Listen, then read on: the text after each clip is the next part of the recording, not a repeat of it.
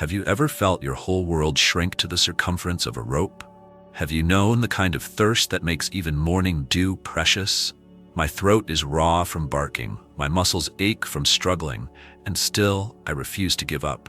The dense forest of northern Michigan surrounds me, its vastness both a prison and my only hope for rescue. The morning had started normally in the home I'd known for 2 years. The familiar sense of coffee brewing and bacon sizzling had filled the air as my human moved around the kitchen. I'd watched him from my bed in the corner, noting something different in his movements, a tension I hadn't seen before. The air felt heavy with an emotion I couldn't quite understand.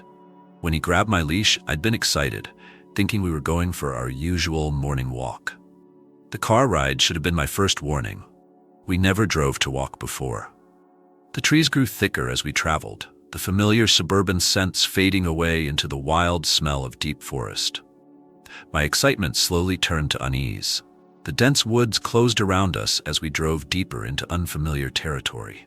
The air through the open windows carried new scents, pine needles, damp earth, wild animals I'd never encountered before. My human scent had changed too, taking on a sharp edge that made my nose twitch with anxiety. The car finally stopped in a clearing far from any human sounds.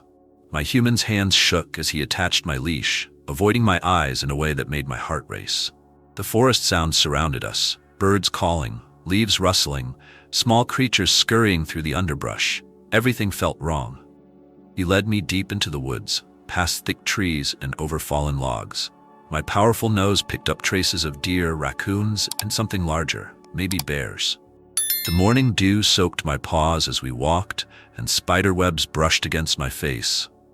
Still, I followed trustingly, not understanding what was about to happen. The thick oak tree he chose stood alone in a small clearing, its massive trunk stretching toward the canopy above. He tied my leash around it with trembling hands, making knots I couldn't hope to break. The rope was too short to allow me to lie down comfortably, forcing me to stand or sit awkwardly. I wagged my tail uncertainly, waiting for him to untie me, to explain why we were here. Instead, he patted my head one final time, his touch heavy with something that smelled like guilt. Then he turned and walked away, leaving me alone in the vast, unfamiliar forest. My first barks were confused, questioning. Surely this was a mistake? He would come back, wouldn't he? The sound echoed through the trees, sending birds scattering from nearby branches. But no answering footsteps came. No familiar voice called out to reassure me.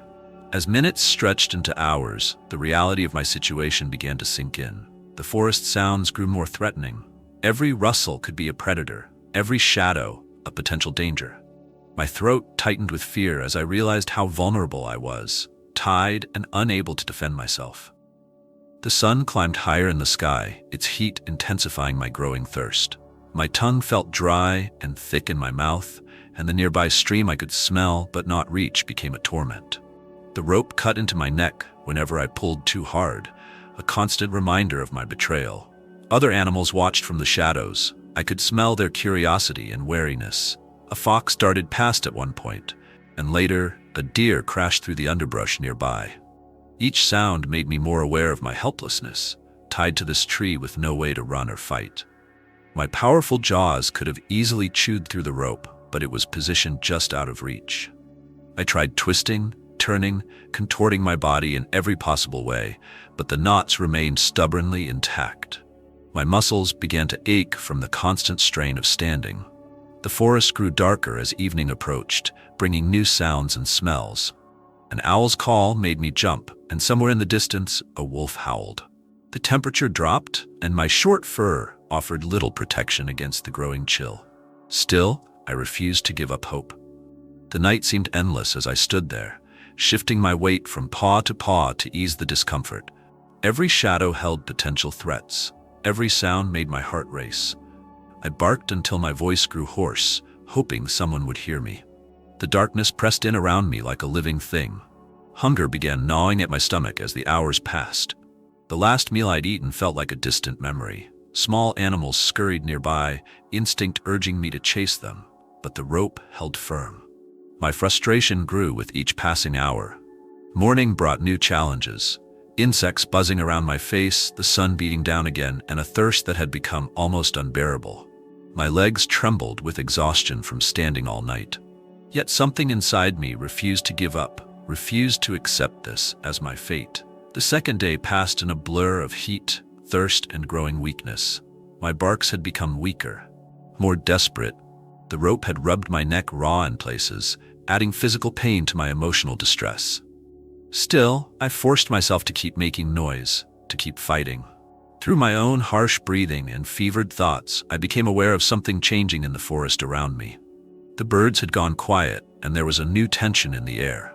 My ears pricked forward, straining to catch any sound that might mean rescue. A twig snapped in the distance, and my heart leaped with hope. Was that the sound of footsteps approaching through the underbrush? My throat was too raw for a proper bark, but I managed a whimper, praying it would be loud enough to guide someone to me. The sun beat down mercilessly as I entered my third day tied to the oak tree, each hour bringing new challenges to my survival. My throat felt like sandpaper from constant barking, and my tongue was swollen from dehydration. The nearby stream's gurgling had become a tortuous reminder of water just out of reach. Every muscle in my body screamed from the awkward position the short rope forced me to maintain. The forest's beauty had become a cruel mockery of my situation. The rope around my neck had rubbed patches of fur completely away, leaving raw, painful spots that stung with every movement. Each time I shifted my weight to ease the strain on my legs, the rough rope would find a new place to chafe. My proud, muscular body, once strong and athletic, now trembled with exhaustion and hunger. The smallest tasks, like staying upright, required immense effort. Predators had begun testing my vulnerability, growing bolder as my strength waned. A coyote had circled just beyond the reach of my rope the previous night, its yellow eyes gleaming with predatory interest. My growls of warning came out as weak rasps, barely enough to give it pause. Only my breed's notorious reputation had kept it at bay, but I knew that advantage wouldn't last forever. The hunger had become a constant companion, gnawing at my insides with relentless persistence. Small animals scurried tantalizingly close, knowing I couldn't reach them. A rabbit had even stopped to nibble grass mere feet away, and I could only watch helplessly.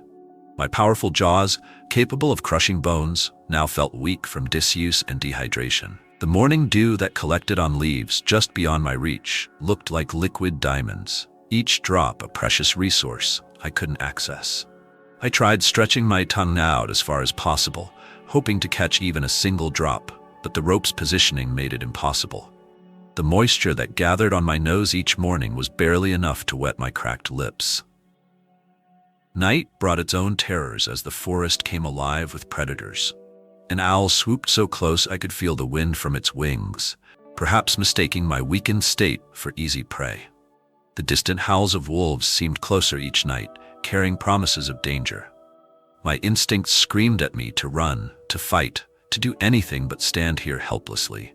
The rope had become my entire world, its rough fibers a constant reminder of human betrayal. Every pull against it sent shooting pains through my raw neck, yet I couldn't stop trying to break free. My natural strength, which had once made some humans fear me, now seemed useless against this simple binding. The futility of my struggles only added to my despair. Fever set in as infection began creeping into my rope wounds, making the world swim in and out of focus. The forest sounds blurred together into a discordant symphony that made my head pound. Even the sunlight seemed to have a physical weight, pressing down on me like a heavy blanket. My legs buckled occasionally, causing the rope to tighten painfully around my throat. Time lost all meaning as I drifted between consciousness and delirious dreams. Memories of my comfortable bed at home mixed with the harsh reality of my current situation. The sound of my human's voice calling me for dinner seemed to echo through the trees, only to fade into the mocking calls of crows. Each disappointment cut deeper than the last. The rain that finally came brought both relief and new torment. The cool drops provided some desperately needed moisture, but also soaked my fur completely, adding weight to my already exhausted body. The temperature dropped sharply as night approached, and I began shivering uncontrollably. My teeth chattered so hard I feared they might break. My legs had long since lost the strength to support me properly, leaving me hanging awkwardly by the rope around my neck. Each breath became a struggle as the wet rope seemed to tighten further. The trees around me appeared to spin slowly. Whether from exhaustion or fever, I couldn't tell anymore. My once powerful body felt like it belonged to someone else.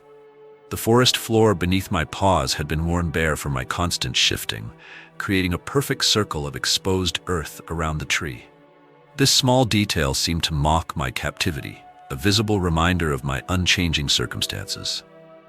Mushrooms had even begun sprouting at the edge of this circle, benefiting from my constant presence. My barks had become little more than weak whimpers, barely audible above the natural sounds of the forest.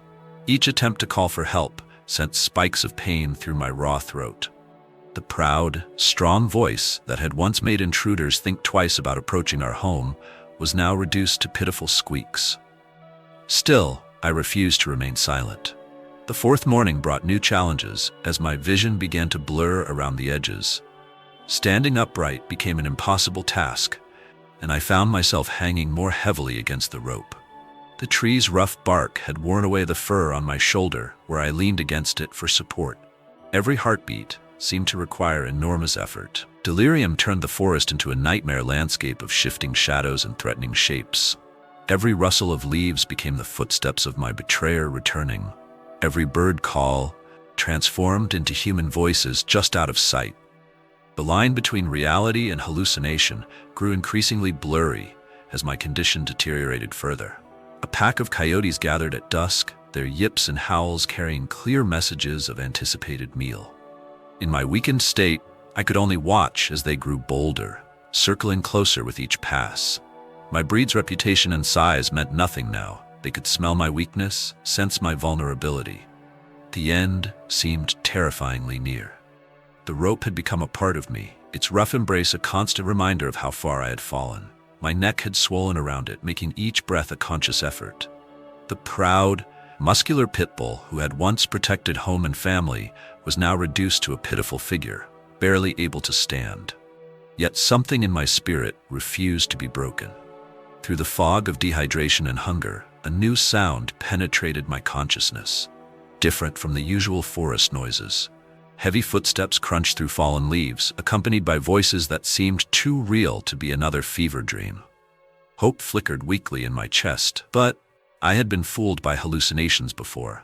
An unfamiliar scent drifted on the breeze, human, but not my betrayer. Multiple sets of footsteps approached my tree, and I gathered what little strength remained to lift my head.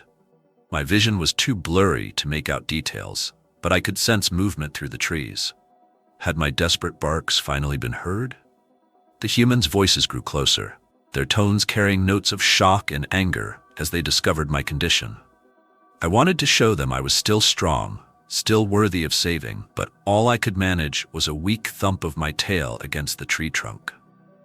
The world faded in and out as they approached, and I prayed this wasn't just another cruel trick of my fevered mind. The humans approached cautiously, their voices mixing with the pounding of my heart. Through my blurred vision, I could make out three figures moving toward me. Their scents carried concern and anger, but not the threatening kind, more like the protective anger my old human would show when strange dogs approached our yard. My tail thumped weakly against the tree trunk again. The first human to reach me was a woman wearing what I would later learn was a police uniform. She approached slowly, her hands held where I could see them. Speaking in soft, soothing tones, the gentleness in her voice triggered something deep inside me, a memory of kindness that broke through my fear. My body trembled with exhaustion and hope. Another human, this one in different clothing, began taking pictures of my condition. The camera flash made me flinch, but I was too weak to do more than that. They documented everything: the rope burns, my depleted state, the worn earth beneath my paws. Their anger grew with each discovery, but none of it was directed at me. The third human carried tools and approached the rope with clear purpose. The metal cutters in his hands made me nervous at first, but his calm energy helped me stay still. He worked carefully, making sure not to hurt me as he cut through the thick rope. Each snip brought me closer to freedom, though I barely had strength left to stand. When the rope finally fell away, my legs buckled completely. Years of training told me not to show weakness, but I couldn't help it. My body had nothing left to give. The humans moved quickly but gently, catching me before I could hit the ground. Their hands supported me with care I hadn't expected from strangers. A bowl of water appeared before me, held by steady hands that helped me drink slowly. Every instinct screamed at me to gulp it all down, but they only allowed small sips at first. The cool liquid felt like life itself flowing down my parched throat. Even the small amount of water helped clear my head slightly. The humans worked as a team to fashion a stretcher from their jackets. I felt myself being lifted carefully, my body cradled by the makeshift carrier. The forest swayed around me as they began the journey out, moving slowly to avoid jostling my weakened frame. Their voices maintained a steady stream of reassurance. The trek through the woods seemed to take forever, each step sending small jolts through my aching body. Yet there was something profoundly different about this journey. I was no longer alone. The humans took turns checking on me, offering water, speaking soft words of encouragement. Their dedication gave me strength to hold on. Emerging from the woods, I saw more humans waiting with vehicles marked like the first woman's. The air buzzed with activity and purpose as they prepared a special space in one of the vehicles. Everything was happening so fast, yet each person moved with careful precision. They were organized, focused, determined to help. The ride that followed was gentler than any car journey I'd ever experienced. The driver avoided every bump she could, and someone sat with me the whole time, keeping me stable and comfortable. The air conditioning soothed my fever-hot skin, and regular sips of water helped fight off the exhaustion. Arriving at the emergency veterinary clinic brought a flurry of new scents and sounds. Different humans in white coats moved quickly but carefully around me, their hands gentle as they began examining my injuries. The fluorescent lights were bright after days in the forest, but I was too tired to care. An IV line brought blessed relief as fluids flowed into my depleted body. The humans cleaned my wounds with careful touches, applying soothing medicines to the rope burns around my neck. Each professional touch carried purpose and healing, so different from the rough rope that had held me captive. The veterinarian's examination revealed the full extent of my ordeal: severe dehydration, infection setting into the rope wounds, muscle damage from standing so long, and dangerous weight loss. Yet her voice carried hope when she spoke to the others. The police officer who had found me stayed nearby, her presence oddly comforting. Hours passed in a blur of treatment and care. Different humans came and went, each contributing to my recovery in their own way. Some cleaned my wounds, others monitored my vital signs, and still others simply sat with me, offering gentle pets and kind words. The constant attention helped keep the forest memories at bay.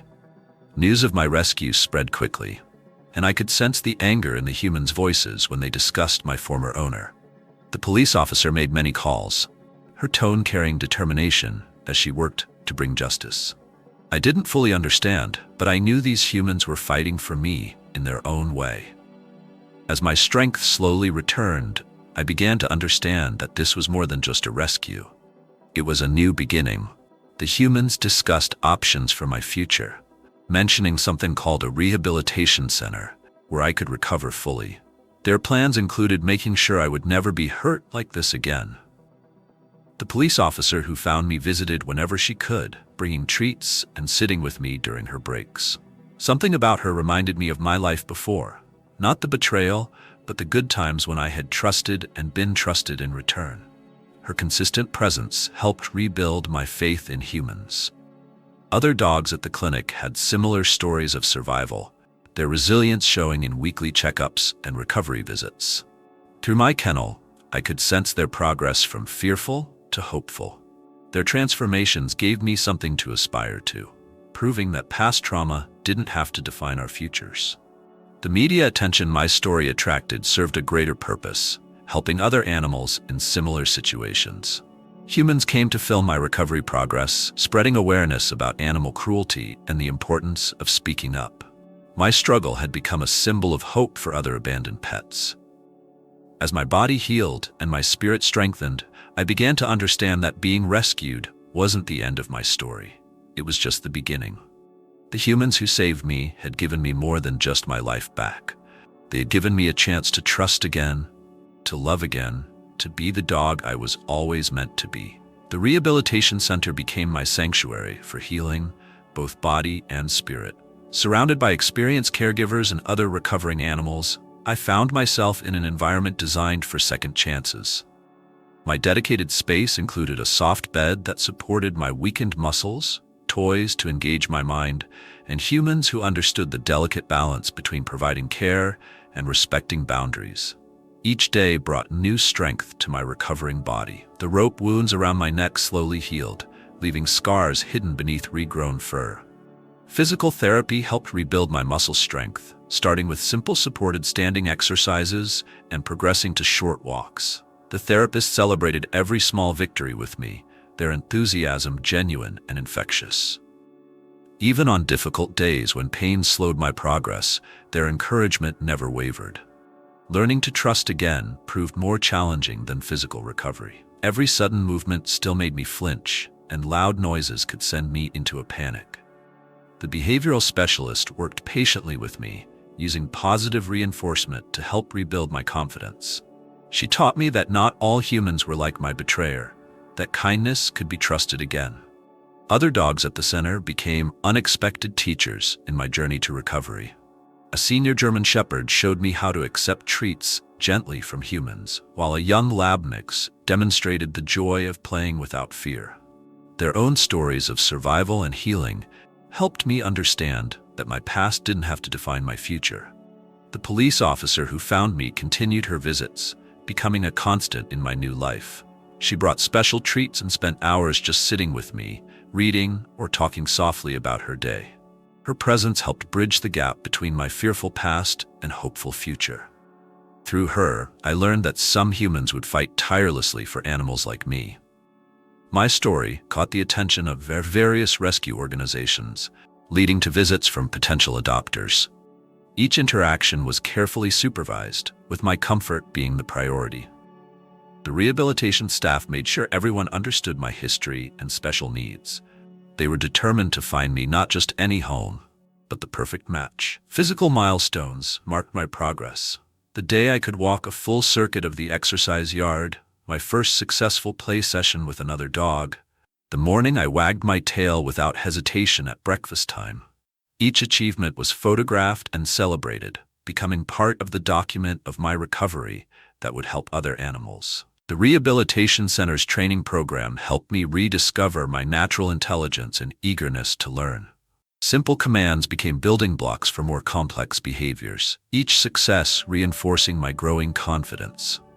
The trainers used my breed's legendary loyalty and determination to help me overcome trauma-based reactions. News updates about my recovery sparked a community-wide conversation about animal cruelty and the importance of speaking up when abuse is suspected. My story became a catalyst for change, leading to increased donations for animal welfare organizations and stricter enforcement of protection laws. The humans called me a survivor, an inspiration. As my body strengthened and my confidence grew, the rehabilitation team began preparing me for the next phase of my journey. They introduced me to different environments, helping me cope with various situations I might encounter in a new home. Each successful interaction brought me closer to being ready for adoption. The search for my forever home was conducted with meticulous care. The rehabilitation team screened potential adopters thoroughly, looking for someone who understood both my needs and my potential. They wanted a human who would see past my scars to recognize the loving, loyal dog I had become despite everything. During one of the police officer's visits, I noticed something different in her scent, a mixture of nervousness and hope. She spent more time than usual talking with the rehabilitation staff, filling out papers and asking questions. My heart raced with a new kind of anticipation as I began to understand what was happening. The day I left the rehabilitation center marked the beginning of my new life. The police officer, now my new mom, had prepared her home specifically for me, creating a safe space where I could continue to heal and grow. Her dedication to my recovery had evolved into a deep bond that promised a lifetime of love and protection. Adjusting to home life brought new challenges and joys. My mom understood my need for routine and security, maintaining consistent schedules for meals, walks, and rest. She respected my space when thunder made me nervous and celebrated with me when I conquered old fears. Each day brought new opportunities to trust and love. The backyard became my favorite place, a secure paradise where I could feel sun on my fur and play without fear. My mom installed a special canopy so I would always have shade, remembering my days in the forest. The fence line let me patrol and protect without feeling trapped, turning what could have been triggers into sources of confidence. Other dogs in the neighborhood became friends during our daily walks. Their accepting attitudes helped me remember how to be social, how to play and interact normally. My mom arranged careful playdates, always watching to ensure I felt safe and comfortable. These positive experiences helped heal old emotional wounds. My story continued to make a difference in the community. Mom took me to events where I could help educate people about animal welfare and responsible pet ownership. My gentle nature and resilience touched hearts and changed minds about pit bulls, proving that love and proper care could overcome any obstacle. The training continued at home, building on the foundation laid at the rehabilitation center. Mom enrolled us in advanced classes where I excelled at tasks that required focus and dedication. My eagerness to learn and desire to please proved stronger than my past trauma, earning admiration from trainers and classmates alike. The forest where I was abandoned became a distant memory, replaced by countless happy moments in my new life. The scars under my fur remained as a reminder of survival, but they no longer defined me. Instead, I was known for my gentle spirit, my loyalty, and my ability to trust again, despite everything I had endured. Through it all, I discovered that my greatest strength wasn't in my powerful muscles or determined spirit, but in my capacity to love and trust again. My journey from a forgotten victim to a cherished family member proved that second chances were possible, that healing could come through the kindness of strangers who became family. Sometimes, when I'm curled up in my favorite spot on Mom's couch, I remember those dark days tied to the tree in the forest. The memories no longer bring terror. Instead, they remind me of how far I've come. The rope burns have healed into scars hidden beneath my fur, much like how the emotional wounds have healed beneath my renewed trust in humans. My story has become one of triumph rather than tragedy. Every morning, I wake up to the sounds of my new life. Mom making coffee, birds singing in the backyard, the gentle hum of a house filled with love. These simple moments mean everything to me now. Each meal in my bowl, every soft bed to rest in, the gentle words and kind touches, they're not just comforts anymore. They're daily reminders that I survived, that I refused to give up. The work we do together, visiting schools and shelters to share my story, gives purpose to everything I endured. When children learn about kindness to animals through meeting me, when scared dogs see that recovery is possible, when humans understand that every animal deserves a second chance, it makes those dark days in the forest worth it. My pain has become a powerful tool for change. My mom, the police officer who refused to give up searching even when others thought it was hopeless, showed me what true loyalty looks like. Her dedication during my recovery, her patience with my fears, and her celebration of every small victory taught me that love isn't just about the good times. It's about standing together through the challenges, believing in better days ahead. The other dogs I help now, the ones who come to our yard for rehabilitation, remind me of myself in those early days after rescue. I can show them through my actions that trust is possible again, that humans can be kind, that fear doesn't have to last forever. Each successful rehabilitation feels like another victory over that dark time in the forest. The neighborhood kids who once crossed the street to avoid the scary pit bull now stop by our fence to give me treats and gentle pets. Their parents use my story to teach compassion and understanding. Even the local police department includes my journey in their training about animal cruelty prevention. My survival has rippled out to touch countless lives. My days are filled now with purpose and joy. Morning walks with Mom, training sessions where I can show off my intelligence, play dates with dog friends who accept me completely. The forest where I was abandoned feels like a different lifetime. The rope that once bound me has been replaced by bonds of love and trust, that grows stronger every day. The scars I carry are no longer symbols of betrayal. They've become badges of survival, proof that love can overcome the darkest experiences. When people hear my story, they don't see a victim. They see a warrior who refused to give up hope. My journey has shown that second chances aren't just possible. They can lead to something beautiful. The lessons I learned through my ordeal have shaped who I've become. Not just a survivor, but a teacher, a friend, and a source of inspiration for others. My story has helped change laws, save other animals, and show people that every life has value. What started as a tragedy has transformed into a testament to the power of resilience and love. Each night, as I lay beside Mom's bed, listening to her steady breathing and feeling completely safe, I think about how far I've come from that tree in the forest.